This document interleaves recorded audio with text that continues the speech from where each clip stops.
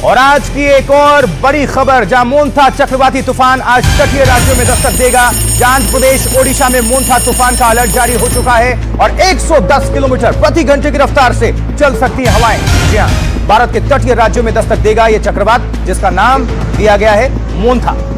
समंदर से सटे इलाकों में नुकसान का अनुमान भी है, जहां काकीनाडा पोर्ट पर रेड अलर्ट जारी कर दिया गया। तैयारी है अपनी तरफ से राज्य सरकार और केंद्र भी पूरी तरह से संबंध में कोऑर्डिनेशन राज्य और केंद्र के बीच। ये 5 तस्वीर आपको दिखा रहे हैं, मोन्था का अलर्ट है। समुद्री राज्यों में चेतावनी जारी हो चुकी है और कई राज्यों में बदलेगा मौसम। दक्षिण से उत्तर भारत तक इसका असर दिखाई दे सकता है।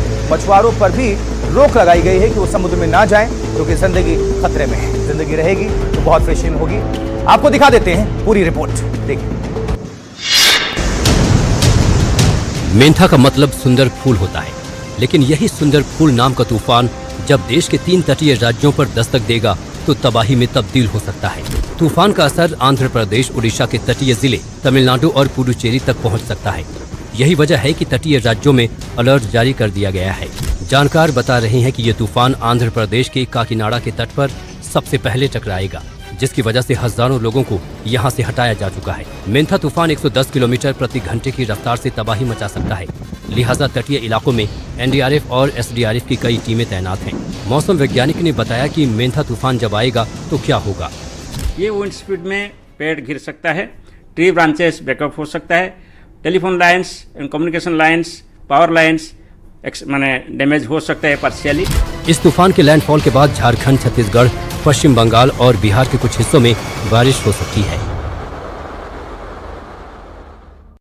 देखिए, चक्रवात मोन्था कितनी देर में भारत में दस्तक देगा और इसकी तीव्रता कितनी होगी, कितने नुकसान का अनुमान लगाया जा रहा है, इसे समझने के लिए एनडीटीवी संवाददाता हिमांशु शेखर ने मौसम विज्ञान विभाग के महानिदेशक डॉक्टर एम महापात्रा से खास बातचीत की है। आपको सुनवा देते, सुनिए काम की चीज। इसमें दिखाई दे रहा है कि ये साइक्लोन मोन्था धीरे धीरे उत्तर उत्तर पश्चिम दिशा में गति करते हुए काकीनाडा के आसपास आंध्र प्रदेश कोस्ट को हिट करेगा 28 इवनिंग और नाइट के टाइम पर। जब ये हिट करेगा, इसका विंड स्पीड होगा 90 to 100 किलोमीटर पर आवर, गस्टिंग टू 110 किलोमीटर पर आवर। ये जो विंड स्पीड है, इसको एक सीवियर साइक्लोन स्टॉर्म का विंड स्पीड बोला जाता है। ये विंड स्पीड में पेड़ गिर सकता है, ट्री ब्रांचेस ब्रेकअप हो सकता है, telephone lines and communication lines, power lines माने डैमेज हो सकता है पार्शियली। और इसके साथ साथ जो स्लम्स है, थेचर हाउसेस है, इसमें लार्ज स्केल डैमेज हो सकता है।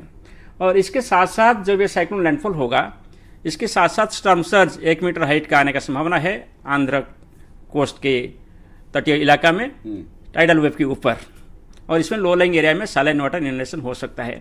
और इसमें कुछ इलाका में heavy to very heavy rainfall यानी 20 सेंटीमीटर तक बारिश हो सकता है। और कुछ इलाका में भी 20 से 30 सेंटीमीटर बारिश होने का संभावना है, जिसको हम एक्सट्रीमली हेवी रेनफॉल वार्निंग दिया है।